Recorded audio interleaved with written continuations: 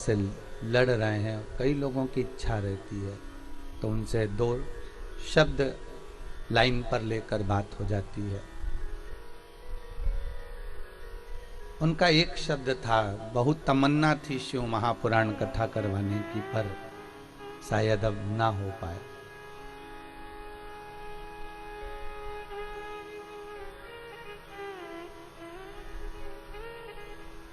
हम निवेदन करेंगे कि आप ये ना सोचें कि शिव पुराण आप कराएंगे, आप तो ये भाव रखें, हमने उनको भी यही कहा कि ये कथा जो हो रही है यही सोचो कि आप ही करा रहे हो। भले बघेल परिवार कराए, पर कामना यही रखो कि हमने अगर कथा कभी जिंदगी में एक बार शिव महापुराण की कथा भले ऑनलाइन श्रवण करी, भले टीवी चैनल के माध्यम से सुनी। आज बहुत सारे पत्र हैं, नरेंद्र कुमार जी पांडे सदर बाजार वालों के भी हैं, साथ में संजीत द्विवेदी भगवा शिवनगर प्रतापगढ़ वालों के भी हैं। इनके पत्रों को पढ़कर आंखों में अश्रु झलकते हैं कि साहब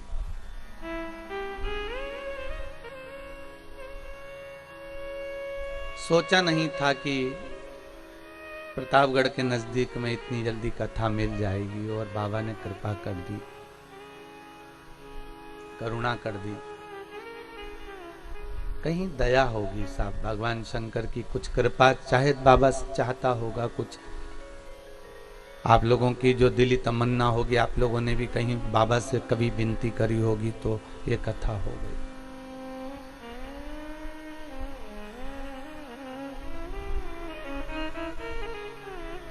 हम अभयराज जी को बोल रहे थे कि बड़े किस्मत वाले हो, अब धीरे धीरे धीरे धीरे लॉकडाउन लगते जा रहे हैं, कथाएं धीरे धीरे जहां जहां बुकिंग थी वहां हम लोग मना करते जा रहे हैं कि अब अभी नहीं हो पाएगी।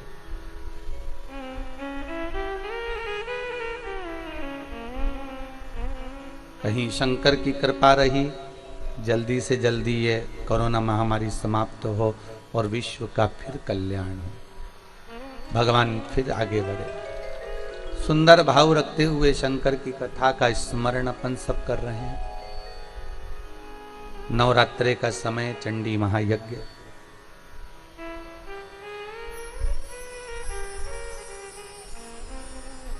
शिव की दया से मिलता है।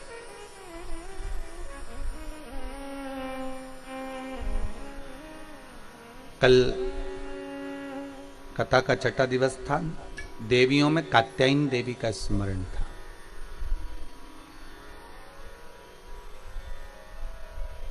शिव, शक्ति, शंकर, जगदम्बा या 33 कोटि देवता, कोई भी देव हो,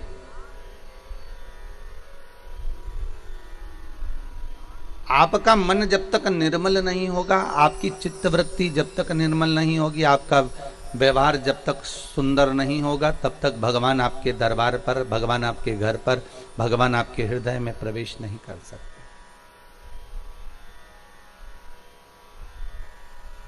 आपका व्यवहार, आपकी नेचर, आपका हृदय, आपकी चित्तवृत्ति जितनी निर्मल होगी, जितनी साफ। हम कई बार लोगों से कहते हैं अपना तन का कपड़ा भले साफ ना हो चलेगा, पर मन बहुत साफ रखना साफ। आज ये कोरोना महामारी के अंतर्गत यही देखा जा रहा है, मन क्लीन रखिए। कपड़ा साफ करते करते तो जिंदगी हो गई, वो कपड़ा साफ हुआ नहीं हुआ, कपड़े में कितने दाग लगे हैं उससे मतलब हमको नहीं रखना है।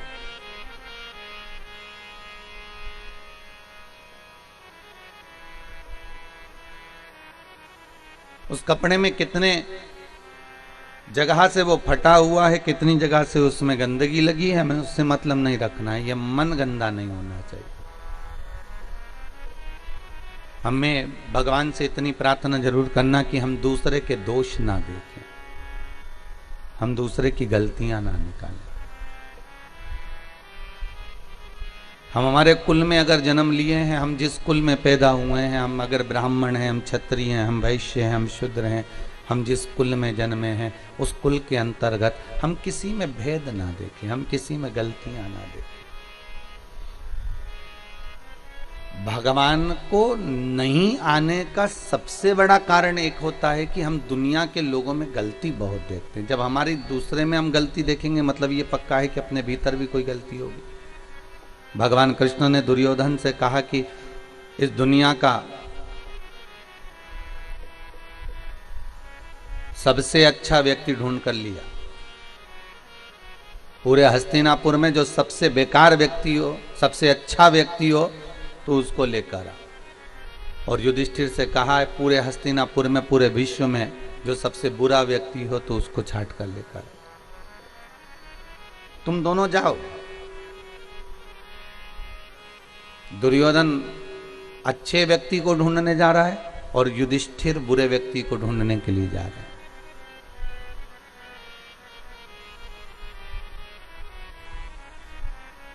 कई दिन लग गए इनको ढूंढने में, पर दुर्योधन को कोई अच्छा नहीं मिलता।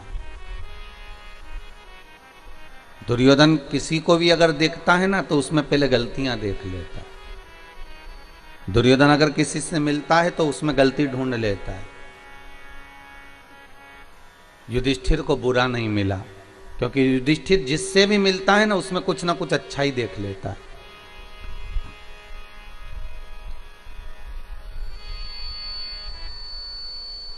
वो जिससे भी मिल रहा है उसमें कुछ ना कुछ अच्छा देख रहा है।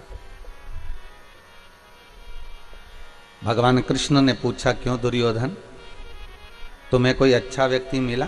दुर्योधन बोला महाराज पूरी पृथ्वी पर कोई अच्छा नहीं है, सब बेकार,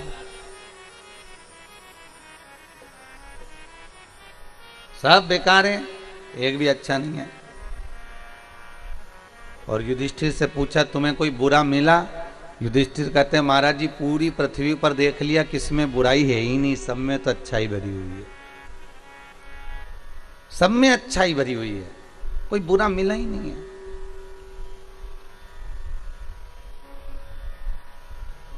अर्थात भगवान कृष्ण कहते हैं बस यही जीवन है। दुर्योधन को बुरा ही मिल रहा है, अच्छा कोई नहीं मिलता, क्योंकि उसके भीतर इतनी बुराई भरी हुई है, इतना कपट भरा हुआ है, इतना छल भरा हुआ है, इतनी बेईमानी भरी हुई है कि उसको सामने वाला व्यक्ति बुरा ही नजर आएगा।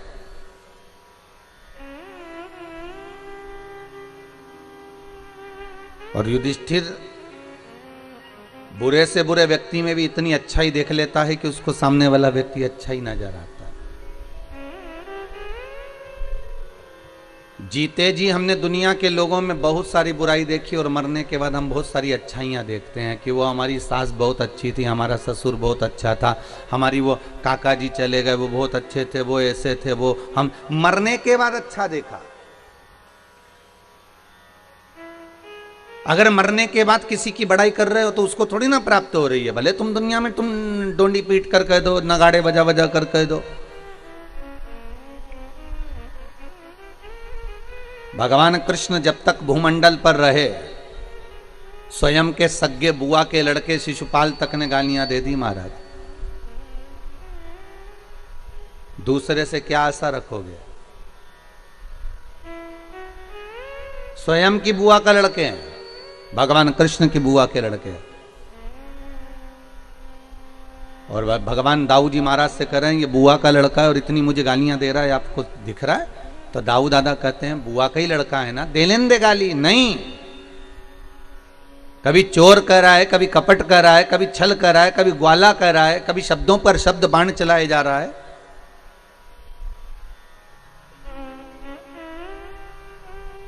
तू क्यों चिंता करता है कन्हैया, बोलने दे। कन्हैया कहते हैं नहीं,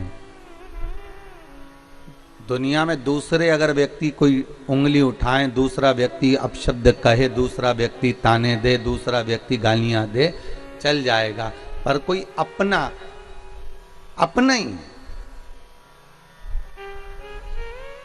जो अपनों से जुड़ा हुआ है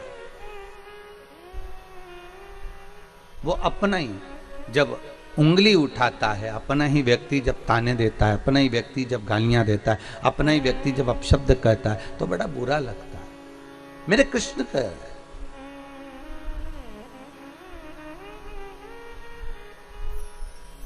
कितना सुंदर लिखा है गर्ग संहिता के अंदर कि मत दो किसी को धन,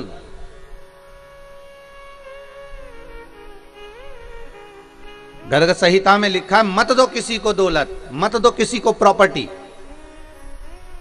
मत दो किसी को वैभव। गर्ग संहिता में लिखा है कि मत दो किसी को वस्त्र, मत दो किसी को आभूषण, मत दो किसी को दौलत, मत दो किसी को धन, मत दो किसी को वैभव। पर गर्ग संहिता कहती है कि आप कुछ मत देना, गर्ग संहिता कहती है पर मीठी वाणी जरूर देना, आप मत दीजिए।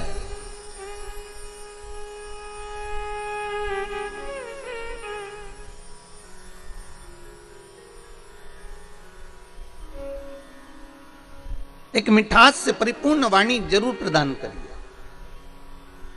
क्या भगवान शंकर भक्तों के घर में ऐसी है जाते हैं? नहीं, निर्मल मन चाहिए।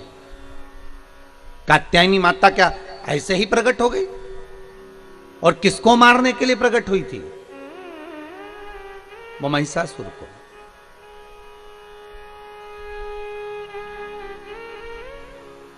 धनु राजा के दो पुत्र रंभ करम्ब,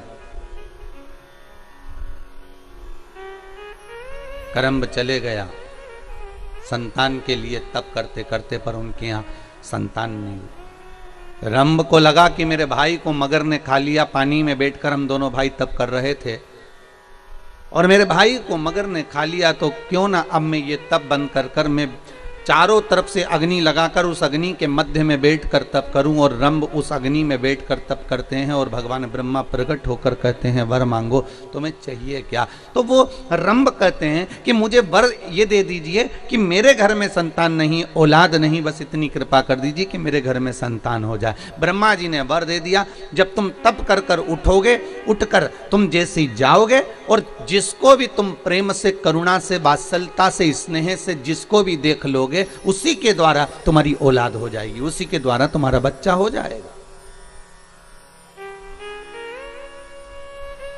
तुम जिसको स्नेह से देख लोगे, जिसको प्रेम से देख लोगे, बस उसी के द्वारा तुम्हारा बच्चा हो जाएगा।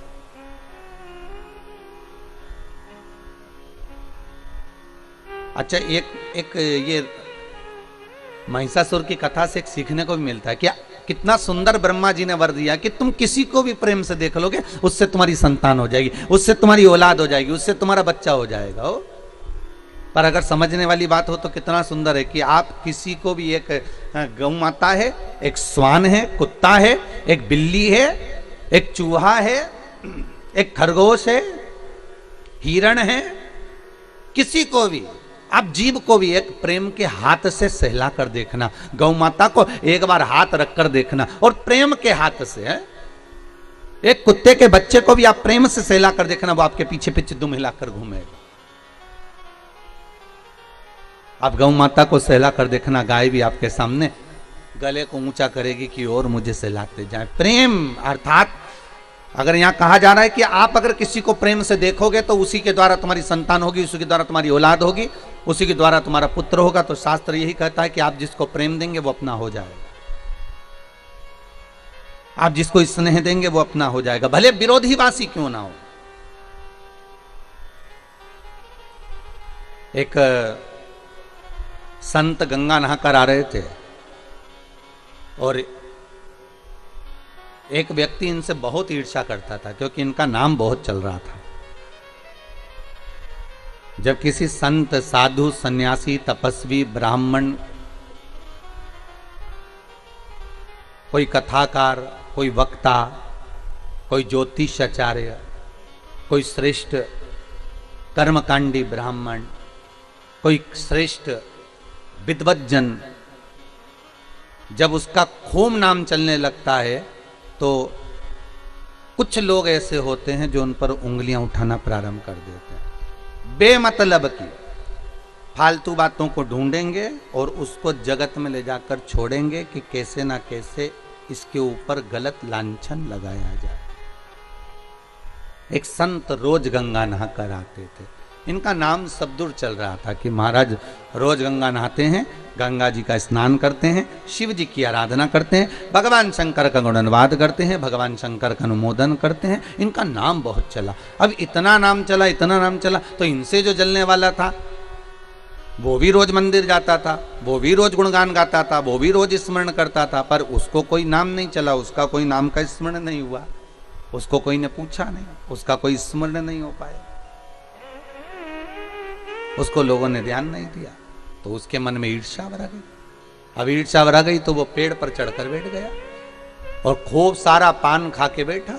अब संत जैसे गंगा नहा कर आए तो इसने ऊपर से थूक दिया संत पर। अब संत पर थूका तो संत बेचारे वापस गंगा नहाने चले गए। ये वापस आए नहा के, फिर इसने थूक दिया, फिर वो गंगा नहाने चले गए, फिर इसने थूक दिया, फिर वो गंगा नहाने चले गए।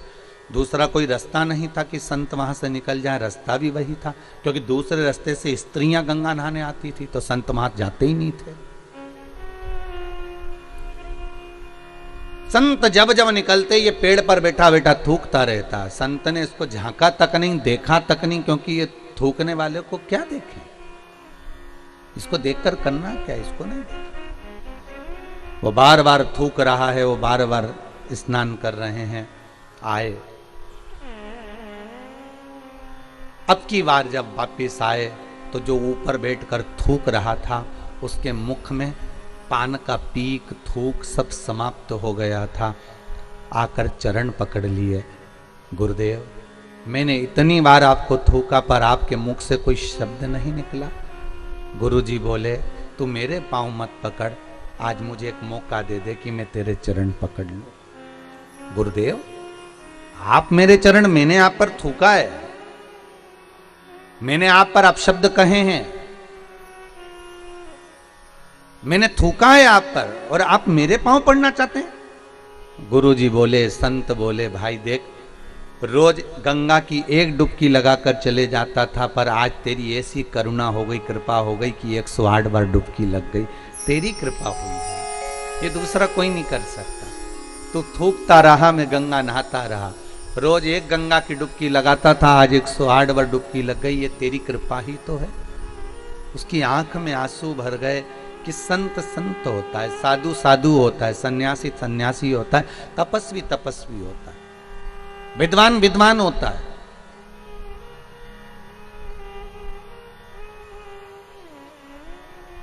दुनिया के लोग कितनी भी उंगली उठाएं, कितने भी ताने दे, कितने भी अपशब्द कहें, आप मौन रहिए, संत जैसा भाव रखिए। आपकी निर्मल चादर, निर्मल भीतर से निर्मलता का भाव होना चाहिए, भाव शुद्ध होगा, भगवान मिल जाएगा, मिलेगा वो। रंभ को वर मिल गया कि तुम जिसको प्रेम से देख लोगे उसी के द्वारा तुम्हें संतान हो जाएगी, बस प्रेम।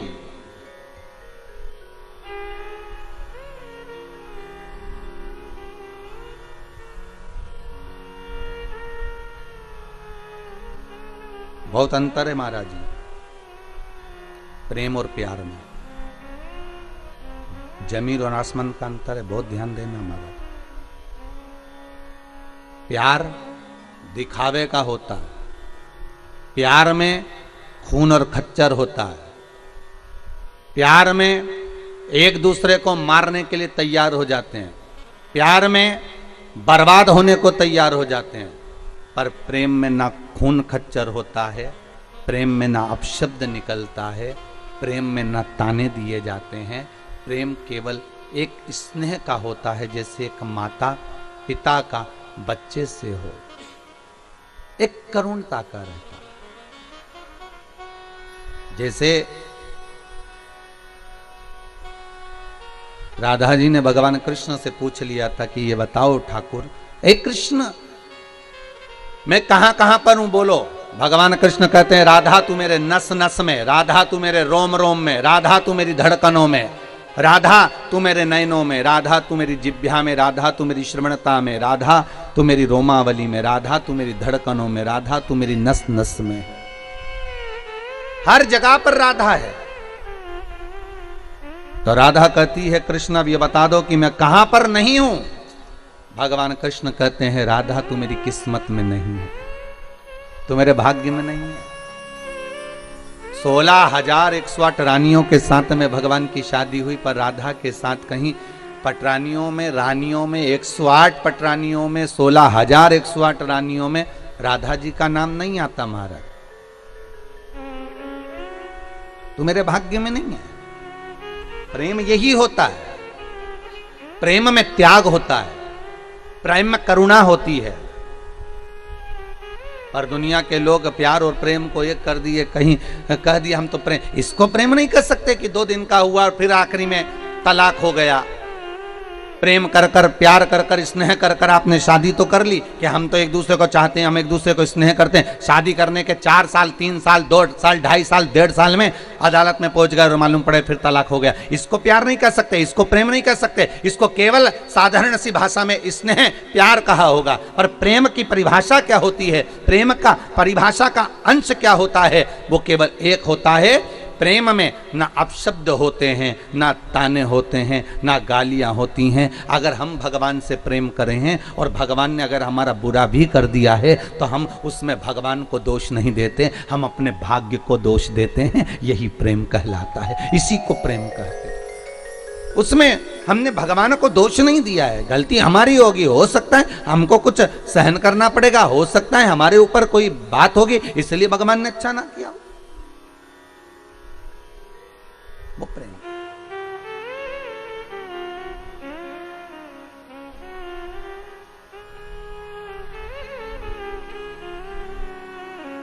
वो प्रेमता है महाराज। रंभ,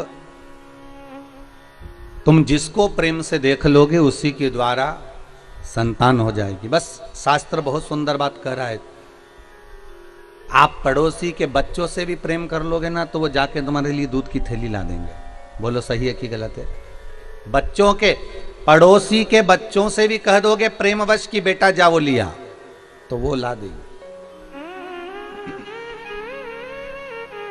प्रेम के बल पर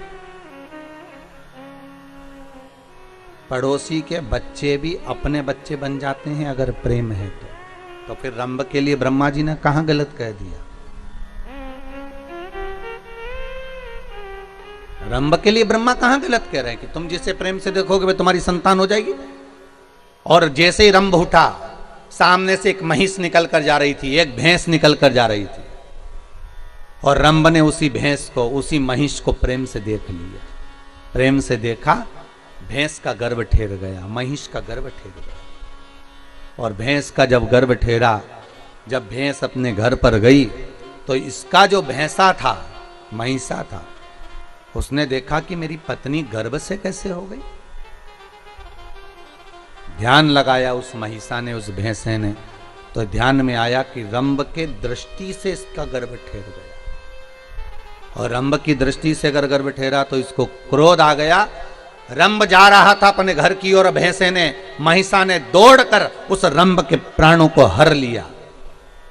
जब रंभ के प्राण हर लिए, मर गया रंभ। रंभ का अंतिम संस्कार हो रहा था, चिता तैयार हुई, उस पर रंभ को रखकर जलाया जा रहा था, अंतिम संस्कार किया जा रहा था। उसी समय पर भैंस को लगा, महिष को लगा कि बताओ इसका पुत्र मेरे गर्भ में है, अर्थात अगर इसका पुत्र मेरे गर्भ में है तो मैं इसकी पत्नी हूं, और पत्नी का कर्म है कि पति के साथ सती हो जाए, तो क्यों ना मैं अपने पति के साथ सती हो जाऊं। और धधकती हुई अग्नि में, धधकती हुई चिता में वो भैंस, वो महिष कूद गई, और जैसे ही कूदी उसके गर्भ से एक बच्चे ने जन्म लिया जिसका नाम महिषासुर हुआ।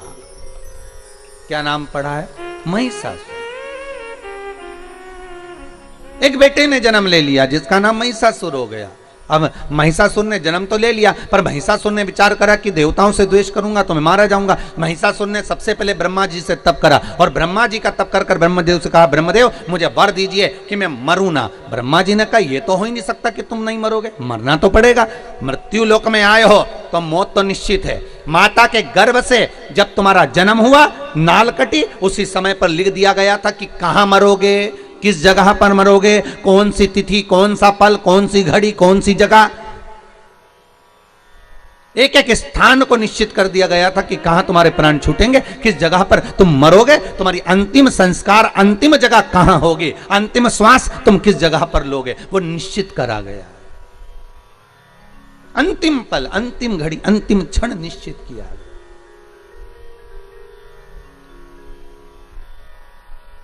इसलिए शायद कबीरदास जी कहते हैं, गुरु की करनी गुरु भरेगा, चेला की करनी चेला उड़ जाएगा हंस अकेला। जिसके कर्म का भोग जिसको भोगना।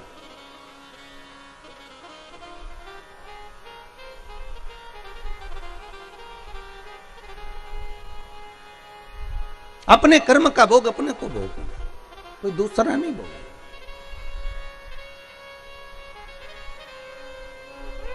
हम कई बार कहते हैं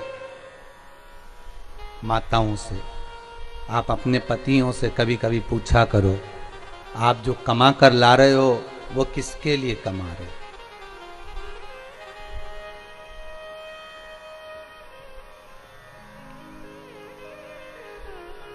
कभी कभी पूछ लिया करो, कुछ बिगड़ेगा नहीं। और पति बोले कि तुम्हारे लिए कमा रहे हैं, बच्चों के लिए कमा रहे हैं, तो पत्नी का फर्ज है कि पति से कह दे कि कमाओ, मना नहीं है, पर थोड़ा थोड़ा सत्कर्म भी करते जाओ। अभी इतनी भयंकर कोरोना महामारी चल रही है, कहीं बन सके तो थोड़ा पुण्यपन भी कर लें, थोड़ा सत्कर्म कर ले, थोड़ा धर्म कर ले।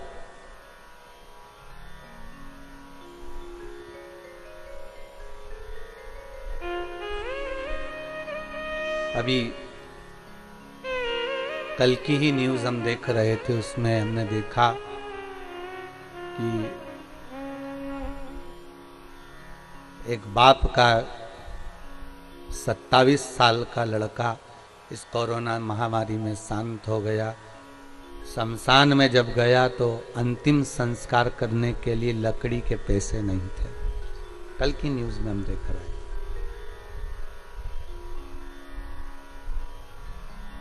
क्यों भैया, क्या उस व्यक्ति के कोई रिश्तेदार नहीं होंगे क्या? कोई काका, मामा, बुआ, फूफा, नाना, नानी रिश्तेदार नहीं होंगे क्या? होंगे।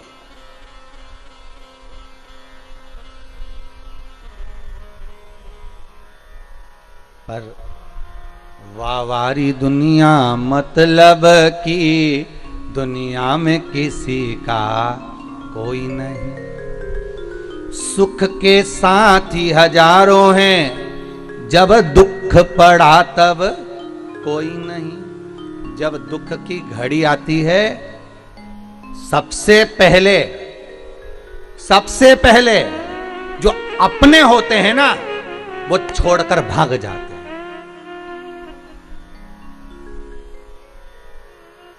अरे दूसरी जगह भी जान दो, तुम तो यहीं से सीख लो। जब गाड़ी का एक्सीडेंट होता है ना, तो सबसे पहले कौन भागता है? बोलो, जम के बोलो जरा। अरे जम के तो बोलो, कौन भागेगा? ड्राइवर जो गाड़ी चला रहा था, पूरी गाड़ी का तार में जिसके ऊपर था, जो गाड़ी को साथ कर चल रहा था। तुम दूसरी जगह तो जाओ बाद में, पहले यहीं देख लो अपन जिस गाड़ी में सफर कर रहे हैं। अगर भागेगा तो सबसे पहले ड्राइवर भागेगा। ट्रक का एक्सीडेंट होगा तो सबसे पहले ड्राइवर भागेगा। भले कंडक्टर जो बैठा है उसमें बेचारा, क्लीनर जो बैठा हो बेचारा, वो भले मरे, परंतु वो तो बच गया। उसी तरह जब दुख की घड़ी रहती है, सुख की घड़ी में तो आपके दूसरे भी अपने हो जाते हैं। आप उनके पहचानते हो? हमारे काका जी का, बुआ का, लड़के का लड़का उन्हीं के यहाँ भी आया है। अगर पैसे वाला होगा तो ऐसे परिचय निकाला जाएगा। अगर धनपति होगा तो परिचय निकालने में देरी नहीं लगेगी, और कहीं का गरीब होगा तो कोई परिचय नहीं निकालेगा। अरे भैया कौन परिचय? तो यहाँ क्या उसके काका, बुआ, फूफा कोई नहीं थे? पर होंगे। पर सुख के समय पर सब साथ हैं, पर दुख के समय पर कोई साथ नहीं। और मेरा निवेदन रहा है, आज फिर कहता हूँ, उस दुख की घड़ी में हो चाहे सुख की घड़ी में हो, मेरा निवेदन है उस भोलेनाथ को भूलना मती। शंकर आएगा, तुम्हारा सारा कार्य कर कर वही जाएगा। माता के स्तनों में जब वो दूध दे सकता है पेट भरने के लिए, बच्चों के लिए, तो मरने के समय पर भी अगर कोई वचन निभाने वाला होगा तो वो परमात्मा ही होगा, दूसरा कोई नहीं आने वाला, आएगा तो वही आएगा, कोई दूसरा नहीं।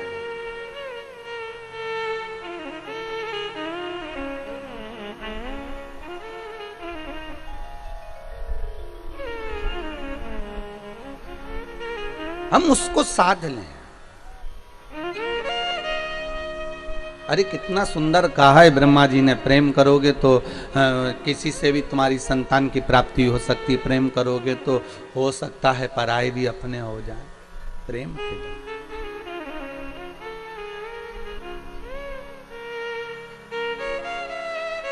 हो सकता है, प्रेम के बल पर। और जब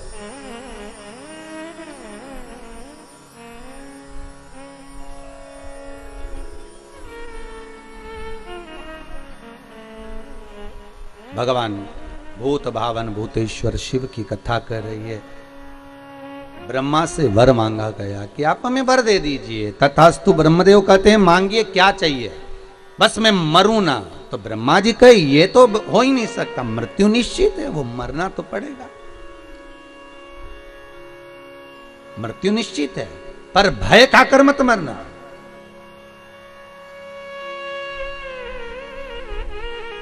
द्रौपदी सबसे ज्यादा कब रोई थी? जिन्होंने भागवत सुनी हो तो उत्तर जरूर दीजिएगा। टीवी चैनल के माध्यम से जितने लोग आस्था टीवी पर कथा सुन रहे हैं उनसे भी निवेदन है, बोलो, अपने मन से बोलो। उत्तर तो हम बता ही देंगे, पर आप थोड़ी सी देर के लिए सोचो कि द्रौपदी सबसे ज्यादा कब रोई थी? उसका चीर खिंचाया जब रोई थी क्या? वन में गई थी तब रोई थी क्या? सारे रिश्तेदारों के सामने वस्त्र खींचा गया तब रोई थी क्या? नहीं। द्रौपदी सबसे ज्यादा कब रोई थी? जब सोते हुए 5 पुत्रों का वध हो गया था। कब रोई? जब 5 पुत्र सोते हुए मर गए। तो युधिष्ठिर ने पूछा, द्रौपदी तू इतनी विद्वान नारी, तेरी विद्वत्ता के तो लोग बखान करते हैं, भजन करते हैं, तेरा स्मरण करते हैं, और तू अपने पुत्रों के मोह में रो रही है? पुत्रों के मोह में? द्रौपदी कहती है पुत्र मर गए उसका रोना नहीं आ रहा है, तो फिर रो क्यों रही है? द्रौपदी कहती है पुत्रों के मरने पर नहीं रो रही हूं, रो इस बात के लिए रही हूं कि इन पुत्रों को युद्ध के मैदान में मरना था और ये पलंग पर सोते सोते मर गए। इन पुत्रों को युद्ध के मैदान में मरना था और ये पलंग पर सोते सोते मर गए, मुझे रोना इस बात का आ रहा, मैं रो इस बात के लिए रही हूं। बस आपसे भी निवेदन है, युद्ध के मैदान में मरना है हमको, हमें डर से नहीं मरना।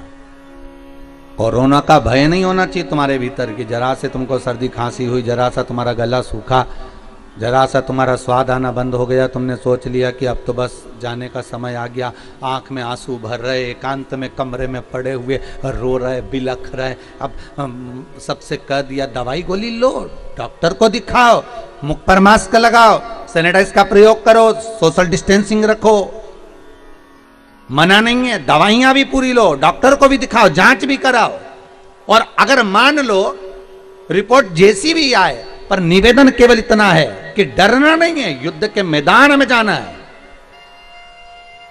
और हो सकता है कि उस युद्ध के मैदान में, और कांप कर नहीं, डर कर नहीं,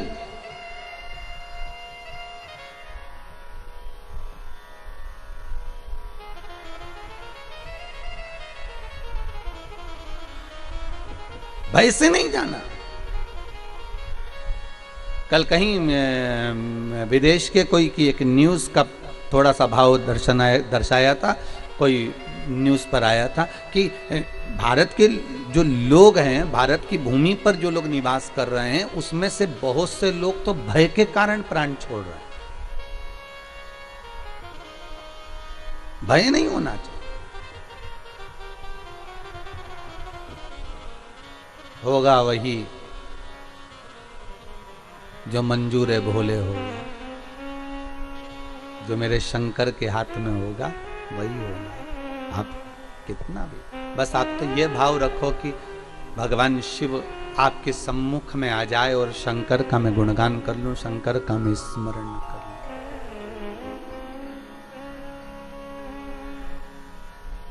और कुछ नहीं।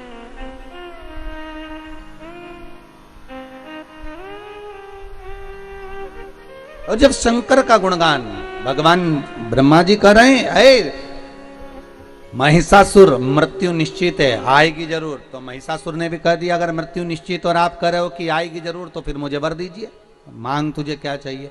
मरूं तो स्त्री के हाथ से मरूं, स्त्री के हाथ से। ब्रह्मा जी हंस दिए, मुस्कुरा दिए। जब कोई ऐसा वर मांगते हैं ना तो ब्रह्मा बड़े हंसते हैं। ब्रह्मा जी को हंसी इस बात की आती है कि 3 तरह से मरे हुए व्यक्ति को तो वैसे ही स्वर्ग नहीं है, ठीक है। एक पानी में डूब के मरा हुआ, एक सर्प का डसा हुआ, और एक स्त्री के हाथ से मरा हुआ। और ये वर क्या मांग रहा है कि स्त्री के हाथ से मर जाओ। तो ब्रह्मा तो वैसे खुश हो गए कि इनकी बुद्धि ना जाने कब फिर गई है। अगर मांगना ही था तो ये मांग सकते थे कि अगर मरूं तो भगवान शंकर का गुणगान करते करते मरूं, मैं भगवान का स्मरण करते करते मरूं, भगवान का भजन करते करते मरूं, भगवत नाम स्मरण करते हुए मरूं।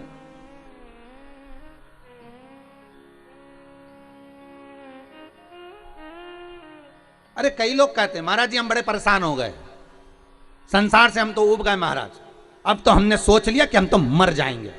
तो हम उनसे कहते हैं मरो, पर थोड़ा सा फैशन चेंज करो।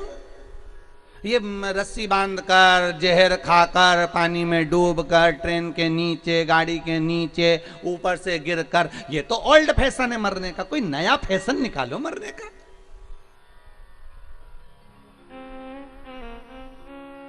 मरो मरो सब कोई कहे, मर के देखे कोई, मरो तो ऐसा मरो कि फिर संसार में जन्म ना होई। इसलिए अगर मरना ही है और तुमने प्लानिंग कर ली कि मुझे मरना है, मैं तो संसार से उब गया, मैं तो। और एक बात हमेशा याद रखो, नौकरी करने वाला व्यक्ति, ड्यूटी करने वाला व्यक्ति अगर अपनी ड्यूटी से मुंह चुरा कर भाग जाता है तो उसको दूसरे दिन ज्यादा ड्यूटी करना पड़ती है। उसी तरह तुम अगर संसार से ऊब कर, परेशान होकर मर भी जाओगे ना तो तुम्हें वापिस जन्म लेके फिर ड्यूटी करना पड़ेगी, फिर भोगना पड़ेगा।